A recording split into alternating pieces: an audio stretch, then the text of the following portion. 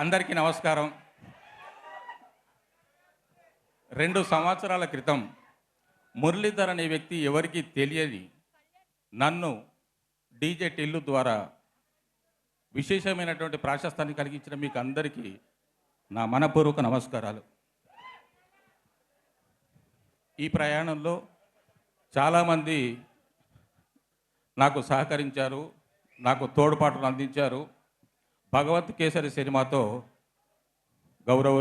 గౌరవనీయులైన అనిల్ రావిపూడి గారు నాకు మరింత పదోన్నతినిచ్చినట్టుగా నేను భావించాను. డీజే టిల్లు ఇచ్చిన స్ఫూర్తితో, ఉత్సాహంతో, మీ అందరి అభిమానంతో రెట్టింపుగా ఈ టిల్లు స్క్వేర్ ఉండబోతుంది.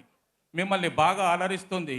మీ అంచనాలకు, మీ ఆశలకు, మీ ఊహలకు తగ్గట్టుగా ఈ సినిమా మిమ్మల్ని మరింత అలరించి తీరుతుంది.